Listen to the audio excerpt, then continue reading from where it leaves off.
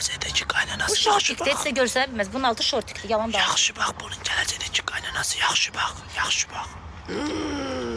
Sən niyə mənim qaynanamın dərdini çəkirsən? Hə, Mən cənab qaynanasız qalacağam bu dəfərə getsəm. Qaynana məndən uzaqlarda. Cük cük cük cük cük. Oğluna həsrətlə baxacaq. Yenə həsrətlə qalır bizə yollar. Belə gəlinlərdir, oğullarını anadan ayrı salanlar. Belə gəlinlərdir. Analar da var, arvadların ərlərindən ayrı salır. Ana 9 ay oğlunu bəxtində bəsləyir, böyüdür. Adam 9 ay qızını qarnında bəsləyir, böyüdür, ərə verir, qaynana vedma çıxır, gedir Moğluya oğlundan ayırır. Elə qaynanalar da var. Qaynananın pisinə də yaxşısına da qurban. Küs sənin boş ver. Əlbəttə ki, sən kişisən çünki.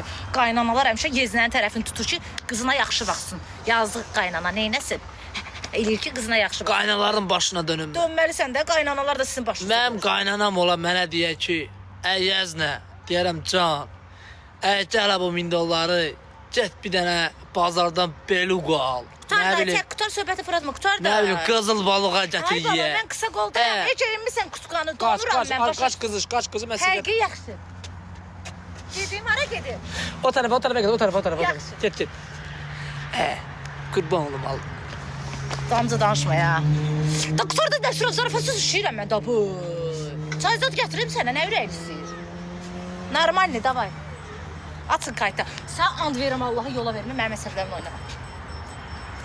Lava. Adam kimi. İt. Laman deyirəm də, adam kimi laman deyirəm də sənə. Qəşəkdir. Lava. Üzücün alır. Nə üzü?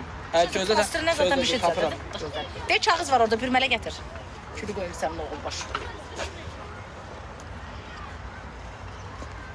Pulları düşür.